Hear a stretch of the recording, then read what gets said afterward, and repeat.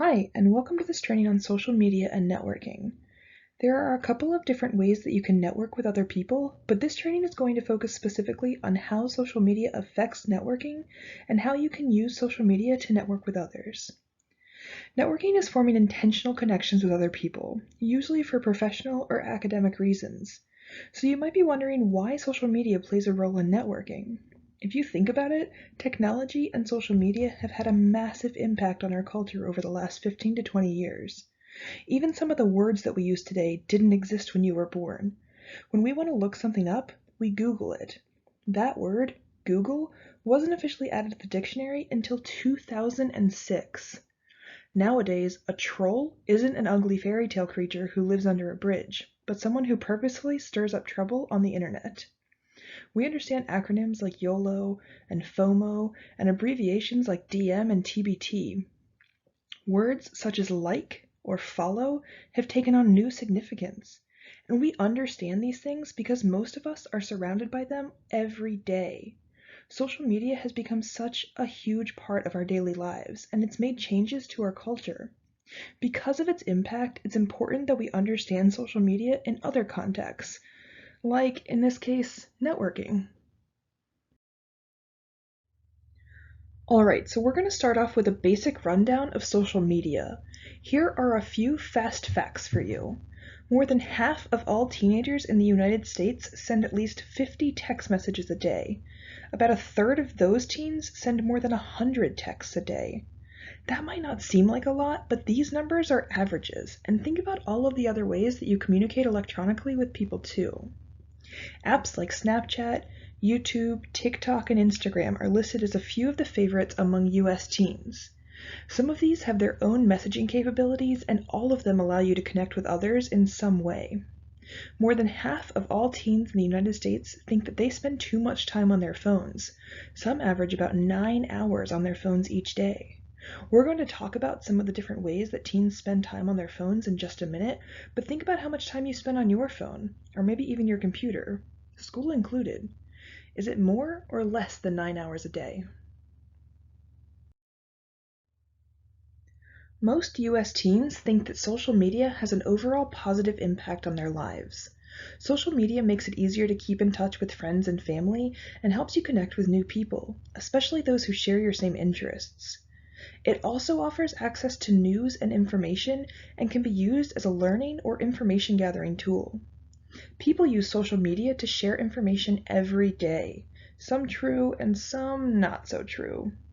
But when there is a crisis or natural disaster, social media plays a huge role in helping to spread information on community resources and helping survivors reconnect with family and friends. Social media platforms also offer entertainment.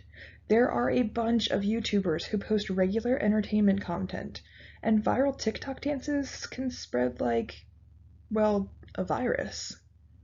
Social media offers a place for self-expression and support from others. The internet isn't always the nicest place, but some people find great comfort in sharing their stories with others and getting support or positive feedback in return. Social media also provides opportunities to learn new things. Want to learn how to cook? YouTube.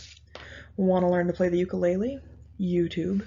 Makeup tutorials? YouTube. Learn to speak Spanish? YouTube. Social media has the potential to offer a ton of resources for positive takeaways to those who use it. On the flip side, though, about 1/4 of teens think that social media has an overall negative impact on their lives. Social media can allow for intense bullying and the quick spread of rumors. Also, connections on social media can hurt real-life friendships or relationships. Ever been in a relationship with someone and gotten really curious about who's in their DMs? Or who that one person is that comments on everything they post? Have you ever tried to share a meal with someone whose eyes are glued to their phone? It can make it hard to have a conversation. Some people would go so far as to say that social media offers no meaningful human interaction. You're not reading social cues or seeing a person's body language. A lot of communication is lost when communicating with technology, and sometimes your interaction is just a one-time comment or a conversation that's dragged out over hours or even days. This can be very different than in-person communication. Another downside to social media is the distorted reality it often presents. We're all guilty of wanting to put the best versions of ourselves online. We filter pictures, we work angles, and we only document the parts of our lives that we want the world to see. But it's hard to look at the Instagram of a social media influencer and remind ourselves that they're just putting up a front. That level of edited perfection is bad for self-esteem. In the same way, social media can really drive peer pressure.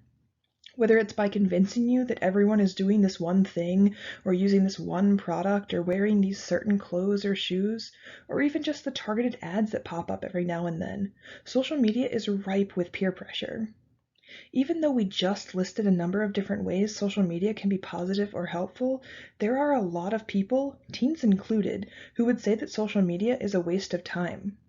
It's easy to fall into a mindless scrolling and lose an hour of your life. How many hours of your technology time is spent on social media? Tweet others the way you want to be tweeted.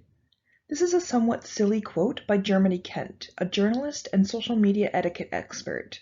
We're all responsible for what we put online, and it's important to remember that the internet is basically forever.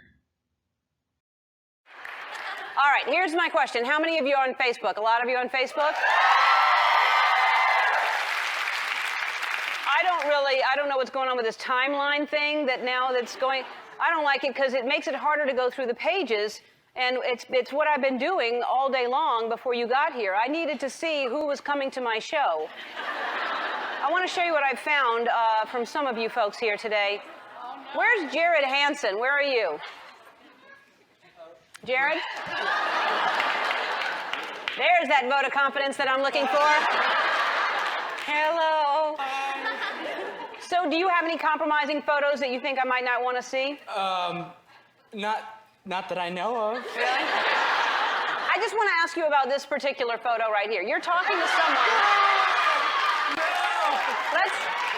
Let's zoom in on this little area right here.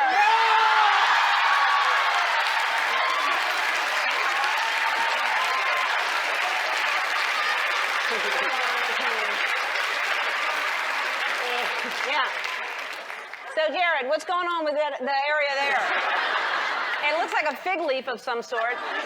I was Adam for Halloween and my friend was Eve. All right. You were Adam, and then can we zoom out to see what Eve looks like? I was a bit more committed. Yeah. I don't think that's really what Eve looked like from the pictures I've seen. All right, so she looks like she's looking right at the fig leaf if you look at her eyes. Ay caramba. All right, well, thank you for letting us, or you didn't let us, I just did it. You didn't. All right, so we've talked about social media, and we've watched a poor kid get called out for his Halloween costume on national television. Now, why does it matter? It matters because your social media presence, this version of yourself that you put online, is looked at as a reflection of who you are. More than 3/4 of recruiters search for their candidates online as a part of their screening process. These could be professional recruiters, like for a job, or academic recruiters if you're seeking higher education. This can also be someone screening your application for a scholarship or any kind of training program you might want to get into. Because of these searches, more than 1/3 of candidates are eliminated based on information found on their social media sites. That's you instantly losing an opportunity just because of something a stranger found on your social media. Bananas. Now that you're working towards your next steps in life, whether that's a job or education, there are a few things to be on the lookout for and to avoid posting about on social media. First up, anything negative related to a job that you've had before or someone you've worked for. This doesn't just have to be the company or the big boss. Anything negative about a manager, a shift leader, a lead volunteer, even a caseworker.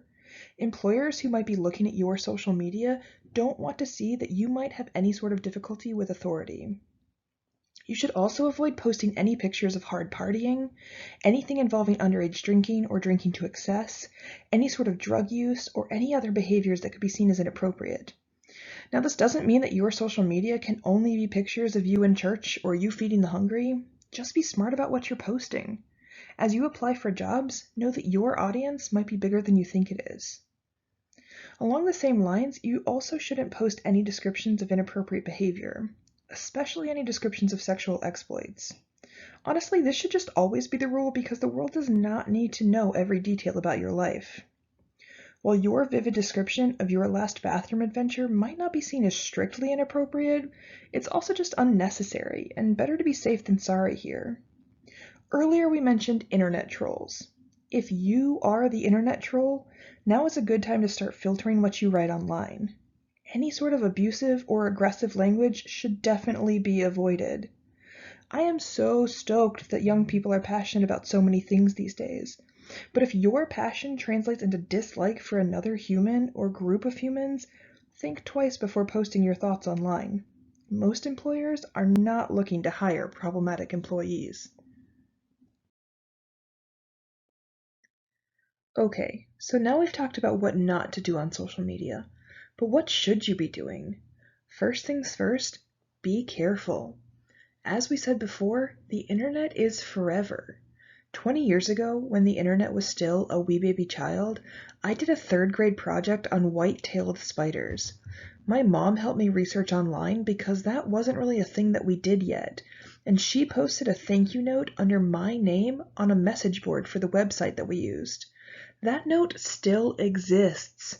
You can find it if you Google my name. I realize that's not really an extreme example, but the internet is forever. And nothing is private. Comments that you add to a friend's post, or anybody's post really, can all be traced back to you. Any sort of derogatory comment, foul language, bad joke, it can and will be taken as a reflection of your character. I'm not saying all of this to freak you out. We just want you to be aware of what you're posting and make you think about how things might come across to a prospective employer. The next thing you want to do is be discreet. Check your settings options to see if the platform you're using allows your profile to be set to private. Some social media platforms allow you to share certain content with certain people, like friends for some things and general public for others. Also check on the settings for comments. You can't control what someone else comments on your posts, so you might want to just block comments altogether, or give yourself the option to filter comments before they become public. The whole of the internet is archived. Every site has backups and everything that's posted gets saved and tucked away somewhere. There's no real eraser. So do what you can now to avoid problems in the future. Another thing you can do is be prepared. We talked earlier about all of the things you want to avoid posting on your social media, but what about the things that already exist? It's a good idea to go through all of your social media sites and purge. Get rid of any content you think needs to go, anything you think a future employer might not be too happy about. We know that there's no true eraser, but most recruiters aren't going to dive too deep into archives and records. So if it's gone from your site, you're probably pretty safe for now. And don't forget to check old social media sites that you don't use anymore. That information is still tied to you, and you're still responsible for it. If you don't use the site anymore, disable your account. It's the easiest way to get rid of everything all at once. If you do find something that you think needs to be taken down or could create a problem for your future career, see about having it removed. Contact system administrators. Do the legwork. It's not an easy process to have something taken down off the internet, especially if it was posted by someone else. But putting in the time now could make a big difference in the future. If you find something that you think might count against you and you're not able to have it taken down, another way to be prepared is to come up with an answer for whatever it is, just in case you're asked about it in the future. Give yourself an explanation for the dirt you find on yourself, so you'll be prepared to give an explanation if anyone asks about it down the line in an interview or a networking conversation. Switching gears a little bit here, let's talk about how to use social media as a networking tool.